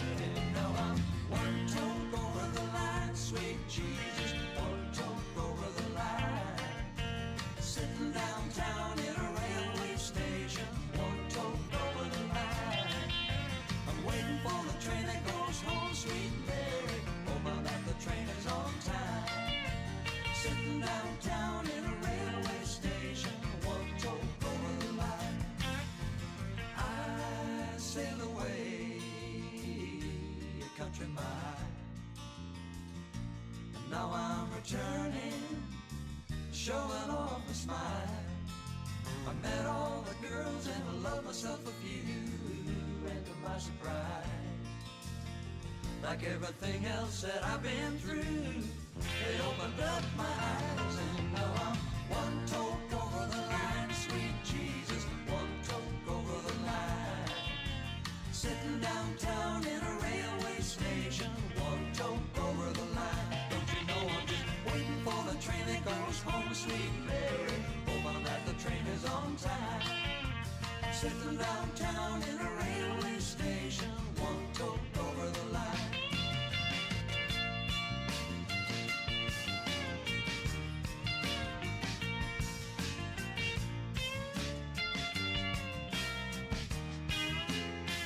Don't you know I'm just waiting for the train that goes home, sweet Mary. Hoping that the train is on time. I'm sitting downtown in a railway station, one toke over the line. I wanna be one toke over the line, sweet Jesus, one toke over the line.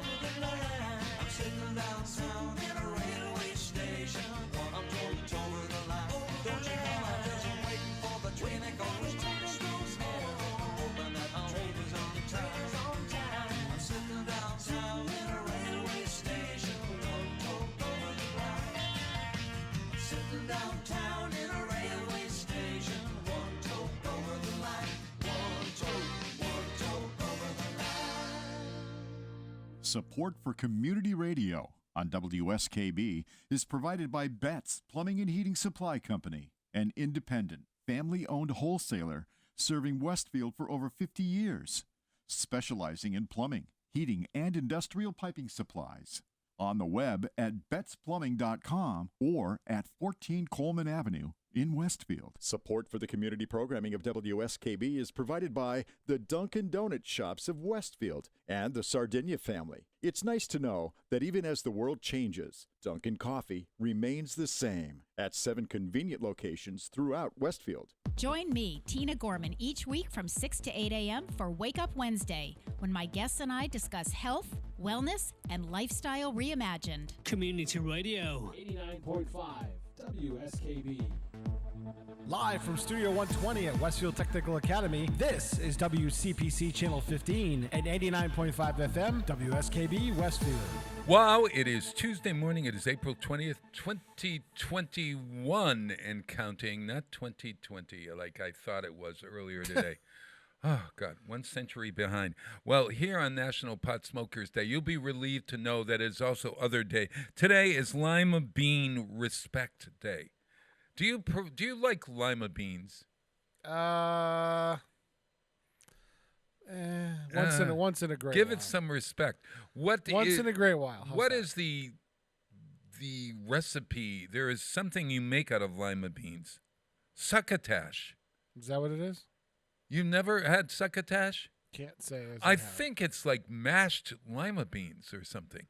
Something like that. But lima beans seems to have a lot of taste. I mean, like, quite honestly, I mean, it's a big bean. they're very good at bingo because they can cover your square at bingo. So if you get lima beans, don't boil them or anything before you go to bingo, but just have them right there, and you can use them at bingo. Lima beans get respect today. Peter, it's also Look-alike Day.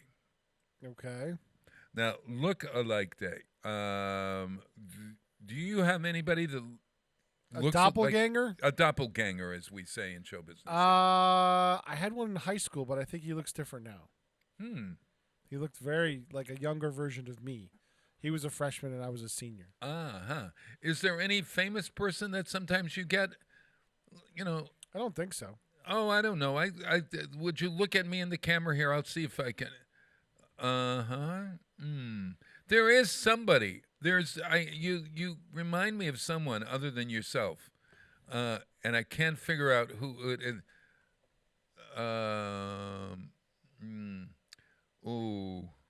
No, maybe you're the only one that looks like that in the entire world. I'm a uniquer.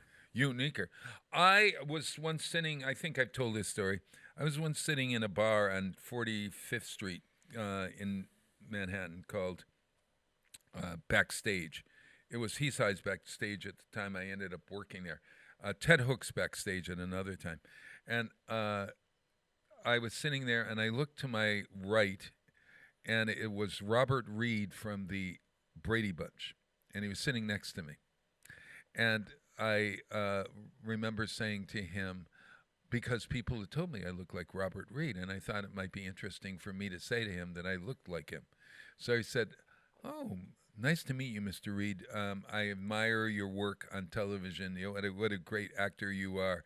Love the Brady Bunch, of course." And by that time, he probably knew I was lying. Because here he is a really good actor stuck on the Brady Bunch in a sense. Like Florence Henderson, all of them, Ann B. Davis. It's a fine show, but let's face it, that's not really acting, Marcia. And so I said to him, people tell me that I look just like you, and he looked at me and he said, "Yeah." And then he turned around and he didn't talk to me the rest of the time. And you're sitting at a bar. I'm sitting right next to him at the bar. He's totally ignoring me. And he's alone at the bar. Yeah. And ignored me because I told him that I looked like him. I suppose maybe he said, "Oh, God, I don't want to look like this guy," at whatever. But there are faces that somehow or other all blend into one face.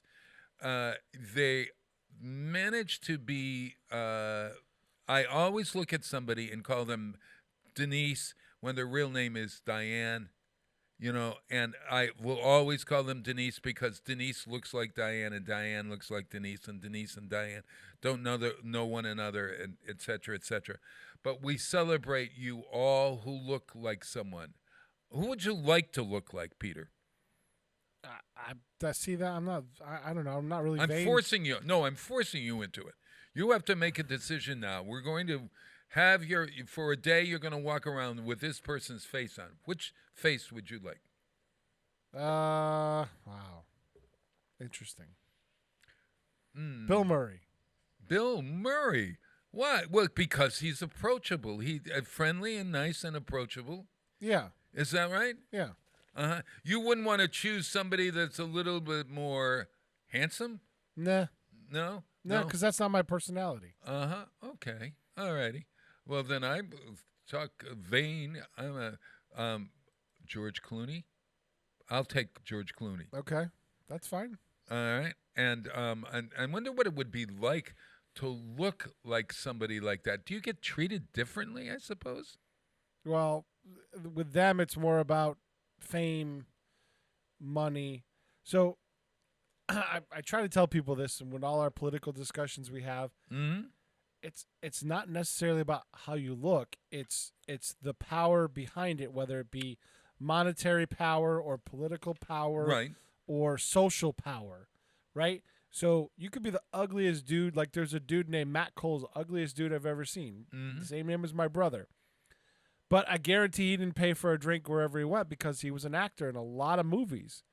And he always played in the westerns, and he wasn't a very good-looking guy. Yeah. But he was a good character actor, and I guarantee he didn't pay for beers, but he also blended in. You know, there's things like that. It's not about what you look like necessarily. It's about the power you have and or project. Oh, that's exactly right. Your charisma. It's confidence. Yeah, it's the story about Barbra Streisand is that when she first came on, a lot of people, when you look at Barbra Streisand, if you don't get to see Barbra Streisand from the left, I think it is, because she doesn't allow the camera to do her profile that way. That's just stupid. Right, but she was compared to an anteater. I can remember in the early days of she had very tiny little eyes that were close to her nose, et cetera, but somehow or other, she created this look that she's beautiful. And many people would say that. I mean, if you look at Barbra Streisand, objectively, you would not say that you put all these parts together and you're going to have a wonderfully beautiful woman, but yet there is something so beautiful about her. And I also think this is that if you look at somebody, you can find something really lovely about that person, whether it's their skin or whether it's their eyebrows or whatever, and also their personality in one way. And even those people that you dislike, you might find that there is something that you can like about them. Okay. So today is National Lookalike Day. I want you all to go out there and thank your lookalike person. It's also National Cheddar Fries Day. I don't like cheddar cheese on my French fries. I think that's redundant. I'm not crazy about cheddar fries. Are you? Once in a while. Yeah? Yeah. Oh. Little bacon on there too. Maybe some you scallions. need to have, yeah. As long as it's not Cheese Whiz. Although I heard her, you could tell when they make their own cheese sauce over like a canned stuff. Oh. I can tell. I was out with Kathy. Really Kathy O'Brien, my friend, was singing at the Shirt Stop this weekend, and so Adam Wright and a group of us went and sat outside safely, et cetera, et cetera. And Kathy was about to go home and make a recipe for meatloaf with Cheese Whiz and Rice Krispies, of all things, in her meatloaf. And really, she said it is to die for. So I've got to Google a recipe with cheddar, Cheese Whiz, and Rice Krispies to see whether that works or not. It would be interesting to see. The other thing we're celebrating today, believe it or not, is pineapple upside down cake. Now there's a cake that I can munch into. I love pineapple upside down cake. Okay. Your mother used to make pineapple upside down cake ever? Peter? Once in a great while. What are the ingredients that you need to have on the top or the bottom of your pineapple upside down? Brown sugar and pineapples. Mm-hmm. Because it makes a caramelization. That's exactly right. And you also need a one of those red dye cherries to put there. A maraschino. Oh, is that what they call it? I always forgot that. Yeah, maraschino cherries. Maraschino. On top of that. Yeah. And then you'll be very, very happy, and you'll be able to lay around your shanty mama and put on a good buzz, which is our song from Wisconsin today. Last week, Chris provided me with a children's song this week for National Pot Smokers Day. He said, I don't know this artist, but I love this song. Jonathan Edwards, and I've got to let Chris know that Jonathan Edwards, when he comes here, Jonathan Edwards has a winery in Connecticut that we can visit, and maybe he'll be there and sing this song for us. Jonathan Edwards, he's like a folk artist, right? Well, yeah, we've had him when I worked on a show called Folklore 30 years ago. Mm-hmm. In Springfield and Longmeadow, and then out in Munson Palmer.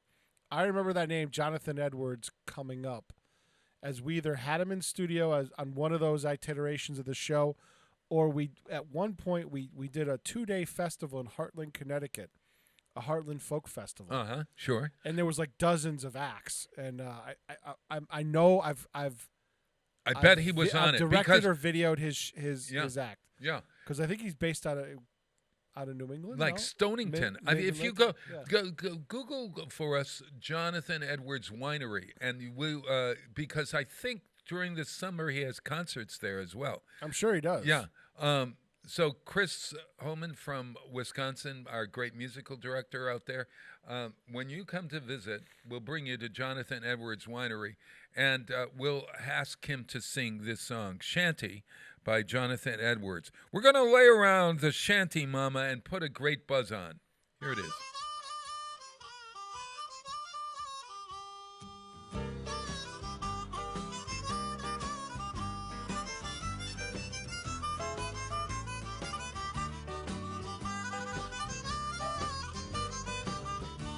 Gonna sit down in the kitchen and fix me something good to eat and make my head a little high, make the whole day complete. 'Cause we're gonna lay around the shanty mama and put a good buzz on. Well, pass it to me, baby. Well, pass it to me slow. We'll take time out to smile a little before you let it go. 'Cause we're gonna lay around the shanty mama and put a good buzz on.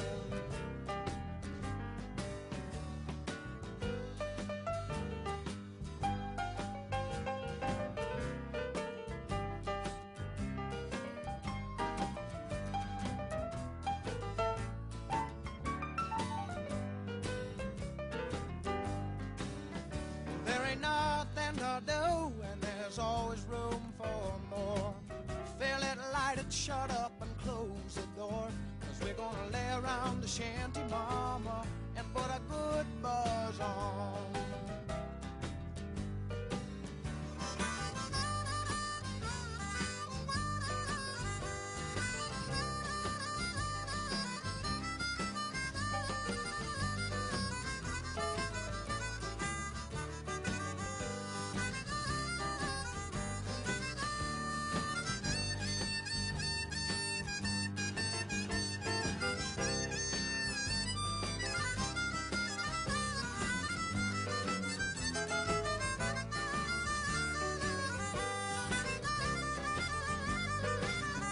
We're gonna sit around the kitchen and fix us something good to eat and make ourselves a little high, make the whole day complete. 'Cause we're gonna lay around the shanty mama and put a good buzz on. Well, every night and day, if I can help it, we're gonna lay around the shanty mama and put a good buzz on.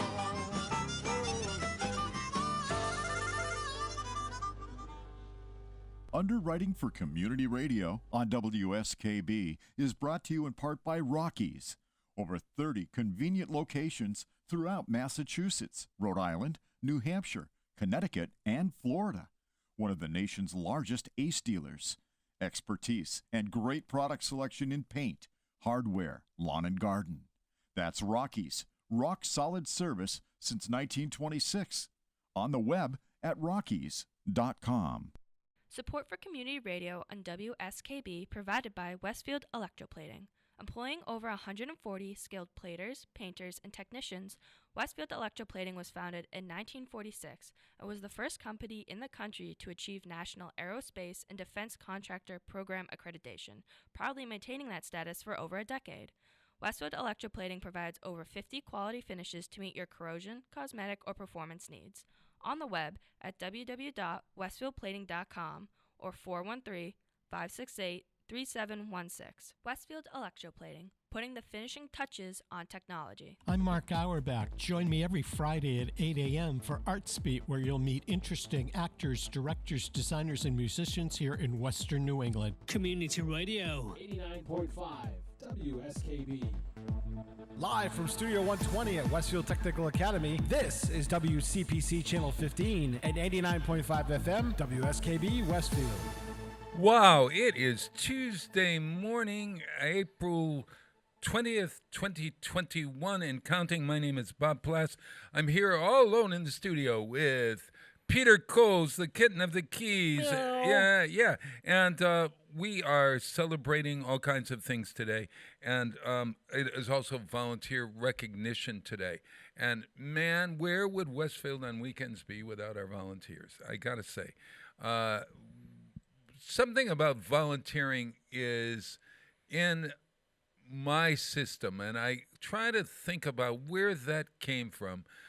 My father and my mother were just average bears, and they lived in an average house, and yet they were always there willing to help.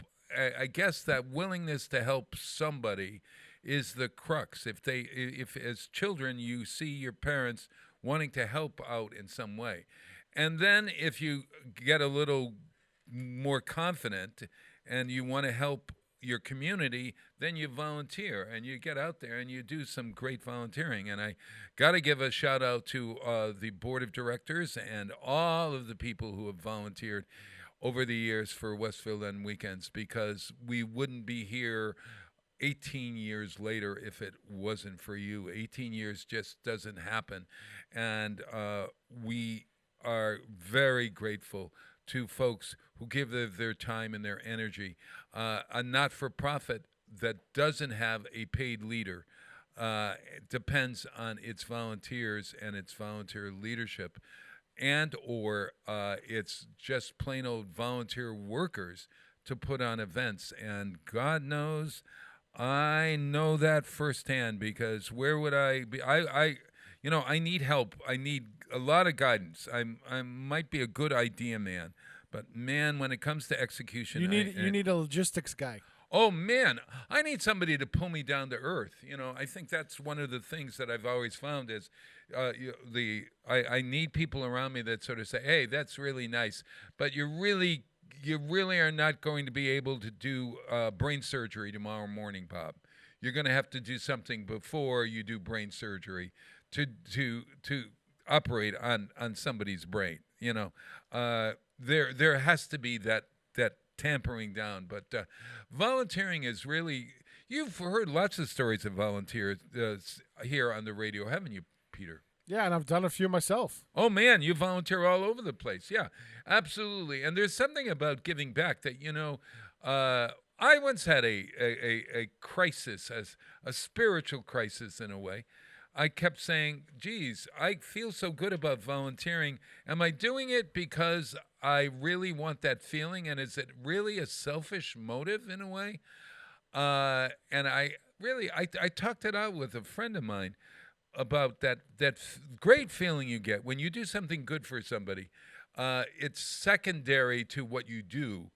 And if you're doing it to just get that feeling, I didn't know whether that was good enough. And I have since learned that you just do, you give, you do, you try, and you be good to people. And if you get a good feeling, that is part of it. Like you get stronger by eating your Wheaties, that's what I'd say. But today is Volunteer Recognition Day. It is also the day, you might be able to comment on this, Peter. Apollo 16 landed on the moon in 1972. Yep. What was Apollo? The second to last. Apollo 17, I believe, was the last mission. So this was not the mission where Neil Armstrong walked on the moon. That would be Apollo 11. How many times have we walked on the moon? I believe it was 6 missions actually on the moon. So really, they have been sitting. The station was on the moon itself, and they would go outside and then walk on the moon. They were actually there, yeah. Oh, geez, that's a whole world that I need to brush up on, because Apollo 17 was the final mission in 1972. Okay, December of 72. Apollo 16 was the mission in 1972, and so Apollo 17 was in what year? Landed on the moon April 20, 1972. April 20th, 1970. And it was Apollo 16 or Apollo 17? 16. Apollo 16. So returned to Earth 7 days later. So this is the last time today. Second to last. The last time the humans were to the moon was December 11th, 1972, and they returned 8 days later. Ah, got it. Okay, gotcha. We had a helicopter on Mars yesterday. Mm-hmm. Unbelievable. That's really historic. The idea that we had something land on Mars. And did that helicopter fly on Mars? Fly on Mars. It came out of the rover, the Perseverance, I believe it's called Perseverance rover. Uh-huh.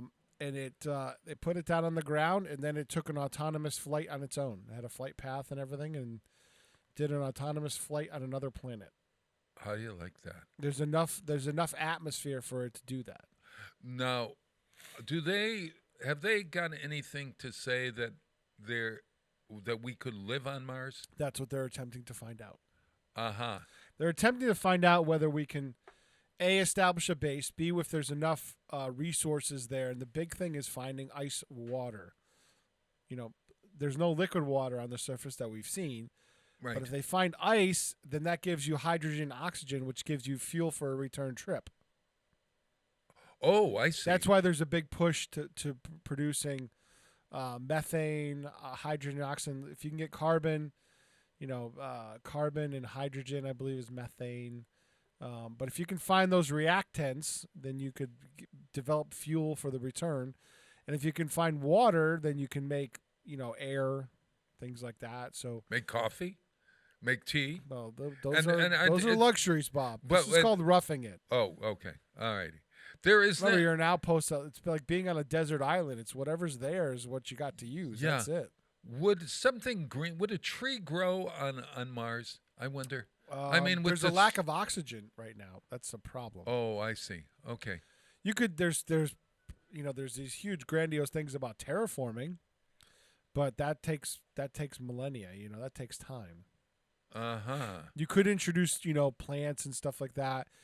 And if you had a controlled environment, one of the first things you do if you develop a colony in another world, right. Obviously you have your bubbles, but you want to start growing things because those growing things takes carbon dioxide out of the air and puts oxygen back in it. So it helps your life support systems, and it puts less tax on them the more things you grow. And there's things that you can grow that really do that quite efficiently. Can you name one of those things that we should plant? Different grasses and things like that. I'm sure that do very well with. Yeah, I'm not a biologist, so I don't really know. Yeah. Oh, speaking of biology, I don't know if you've had a chance to edit, but I did an hour Zoom. No, Bob, I was sort of off yesterday. Yeah. Yesterday was a day off. Yeah. I still worked half a day, but yesterday was a day off. Oh, of course. You take a day off every now and then, et cetera, et cetera. But I want to tell everybody that the Westfield State Foundation and Westfield State University Science Program, they have 5, I think, or 6 different programs in science at Westfield State. And so they're celebrating STEM, and it's actually going to be an evening of discovery with their students and alumni members and a great group of science professors. And so I did an hour show with the wonderful Jen Hanselman, who's the Dean of Science, and 2 terrific female science students. One was named Morgan Shaw, and the other one was Gabby Trudeau. And they could not have been smarter or more engaging. And I had just had the best time. And what I learned was that at Westfield State, there are so many women that are learning all about science, and that we really need women in science. And I asked them who their heroes were, and both of them said the woman that was represented in Hidden Figures, who helped there for us to get on the moon and to et cetera, et cetera. And the ladies in the back room. Oh, God, incredible. So you watch for that on our program. Will be airing in the next week. May 7th at 6 p.m. is the date of the evening of discovery. And at the end of that evening, they're going to do a golf ball drop over Toccoa golf course. And a helicopter is going to drop out 2,000 golf balls. Like they used to drop the ducks in the river? Well, yeah, and the golf ball that gets closest to the hole, okay, is going to win at least $5,000. And it's to support scholarships, et cetera, et cetera. And you can buy your golf balls by going on to westfieldstate.ma.edu and do /discovery and or go to the science department website, or just go there and you'll see, or their Facebook page, and you'll see all about this evening of discovery with this drop, this golf ball drop. Really important for us to help support students, especially in STEM, to make science education accessible and there for anybody who wants to study it. And, are you going to take your final break, Bob? I am. I'm going to take a break by playing a wonderful song that I found by one of my favorite Broadway stars. This is a Jerome Kern song that you probably don't know. It's another April song, and it's sung by a wonderful woman named Rebecca Luker, who died tragically last year of ovarian cancer. And she was married to Jason Dannelly, who is a great Broadway star as well. And this is April Fooled Me, and it's by Rebecca Luker.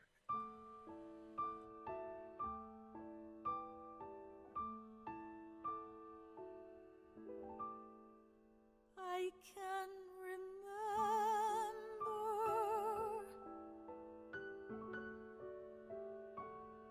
so well remember,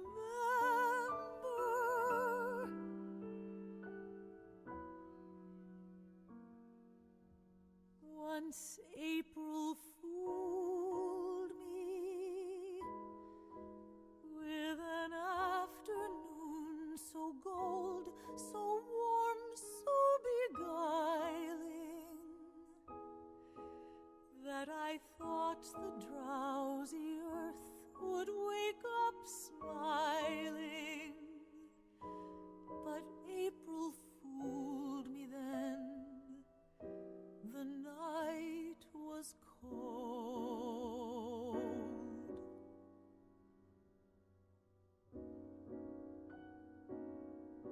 Once someone fooled me with a kiss that touched my heart beyond all believing. But like April, that sweet moment was deceiving. It was not really spring or really love.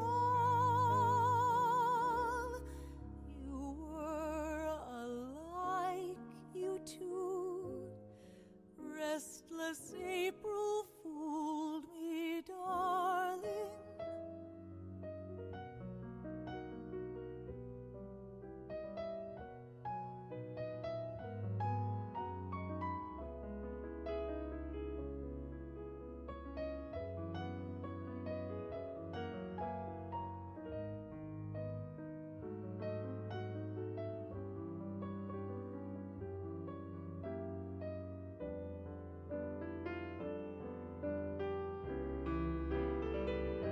Once someone fooled me with a kiss that touched my heart beyond all believing. But like April, that sweet moment was deceiving. It was not really spring or really love.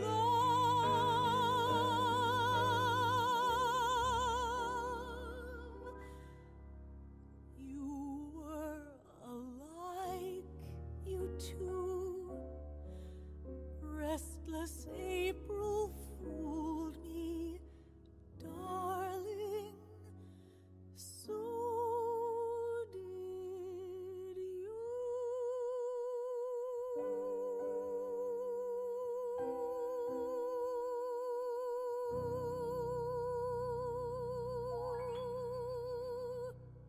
Underwriting for the community programming of WSKB is provided by the Boys and Girls Club of Greater Westfield. serving the youth of the Whip City and surrounding communities since 1969. For more information on the Great Futures Club for ages 3 to 5, happening weekdays, and the Club Teen Center for ages 11 and older, weekdays from 6:30 till 8 p.m., go online at bcgwestfield.org or visit the club at 28 West Silver Street. The Boys and Girls Club of Greater Westfield. Great futures start here.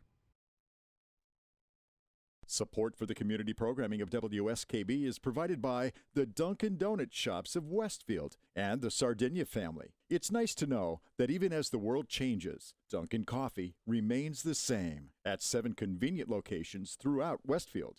This is Ken Stomsky from Ken's Den on WCPC 15 and 89.5 FM, Tuesdays, 8 to 10. Community Radio. 89.5 WSKB.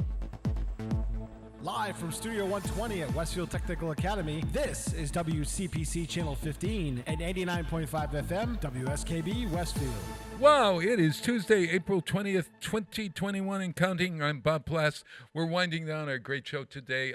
Thank you to Peter and to JPEG Luca. And see, we can carry the show, just you and I, Bob. Oh. And not argue about politics the whole time. Well, that's true. We only had one 5-minute thing at 6 o'clock this morning. But Not even really. That wasn't even an argument. No, that was just a... What mic is she on? Let's see. Yeah. Go ahead. Yeah, there. And look, we got Kathleen of Palmer. She's out of underglass over here. I am, but they had a replacement for me. Oh, they did. Oh, I know, and I know. Yeah. Where'd she go? Oh, yeah. She's gone. Yeah. I know. Yeah, Kenny took the bee-faced dummy there who was replacing you. I want you to say that was the one that was my replacement. We're not referring to me. No.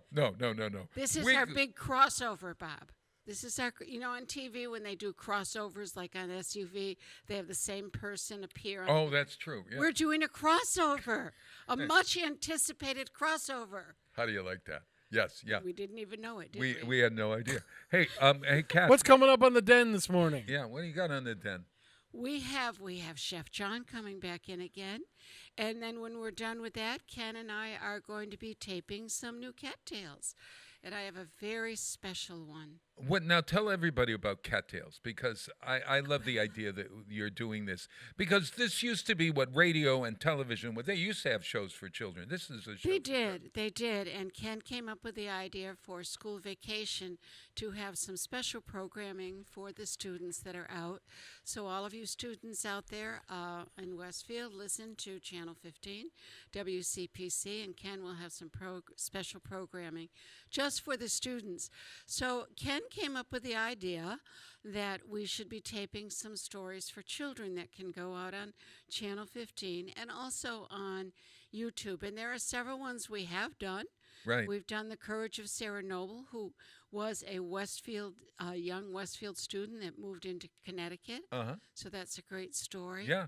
And today I have something a little different, Bob. I'm going to be doing the story Love You Forever. Love You Forever. Do you know that story? No, I don't. Bob, it is a story for all mothers and sons and daughters. It's a children's picture book, but it's more for adults. And I have to say before I even start it, if I get through it, we'll do it. I may not get through it. I love it. Do you show the pictures when you're doing this? We do. Uh-huh. We do. Wonderful. Have you ever done Rosemary Remembers? Deborah Remembers. We have Rosemary Remembers. Deborah Remembers is the... Actually, Deborah Remembers, and that's a great book. I did look at doing Hannah's Hessians, which is another one by... Right. For those of you who don't know, there was a woman who worked at the library. She was the first woman historian in the museum upstairs, another great place to go once it all opens. Yeah, the Edwin Smith Museum. But Lillian Albrecht lived in Westfield. She was a historian back in the 50s, and she wrote several children's books, and they were based on the history of Westfield. Now, you have to be careful, Bob, because they were historic fiction, and as we know, historic fiction means that it's based on Westfield history, but it is fiction. So they didn't really happen. Deborah Remembers is a story about a doll that a little girl had, and it was passed on through generations. And as the doll goes on, Lillian has a chapter about every point in history that the doll lived through. So, for example, it talks about living through a part in Westfield that's about the Underground Railroad. There's a chapter about the Revolution. There's a chapter about the First World War. So, again, fiction. But if you're interested in Westfield history, you can request the Albrecht books. They are available at the Athenaeum. They're also available on Amazon.com. ALBRECHT. Correct. We built a whole series. That's where Colonial Harvest Day started. Where we started. We started by doing, it was in celebration of Deborah Remembers. It was a celebration of the book Deborah Remembers that we had reprinted. It was our community read. We encouraged everyone in the community to be reading it. But her other ones are Susanna's Candlesticks, Hannah's Hessians. There are several other ones, and they're all really wonderful. They books. are, Yeah. and I would like to do Hannah's Sessions at some point for Cat's Tales, but it means it's a longer book. It means memorizing it, and you memorize. You don't read these books. You no. Some of them I do, some of them I don't. The small picture books I show them and read it because it's pictures and it's important. And it's Cattails, but it's spelled K-A-T. Yes, Tales. like my name, Kathleen. Yeah, I love it. And if you want to look for that book, Albrecht is spelled A-L-B-R-E-C-H-T. Correct, and it is available. And what's her first name? Lillian. Lillian. I believe so. Something like Lillian Albrecht. Deborah Remembers. It'd be a great thing to get for your kids, or her whole series of books about life here in Westfield. It is. Yeah. Are you celebrating National Pot Smoking Day today? Oh, I didn't know it was. Yeah, it's National Weed Day. Kenny is probably going to make comments on this. We just know it. Bob played one toke over the line this morning. Oh, good. Yeah. It's how far we've come because I got the Springfield Republican on Sunday. Oh, yeah, look. How far have we come? Look at that right here. Yes. Yeah, Springfield Republican, CRQ, the Cannabis Review Quarterly for folks in Wisconsin. Go online to Mass Live and you How can about how find far it. we've reversed? Oh, God help. Oh, no. Oh, yeah. Peter, I can hear this coming now. Yeah. Hey, everybody, have a great week. Get out there and volunteer. It's Volunteer Day, Volunteer Recognition Day. If you're a volunteer, thank you. And thank you to all the wild volunteers, Westfield on Weekends volunteers. Get out there and donate. Be a good doobie. And I'm going to play Vivaldi's Spring. This is a concerto that was a classical piece. You all know this. Vivaldi's Spring. We'll talk to you next week. See ya. Bye.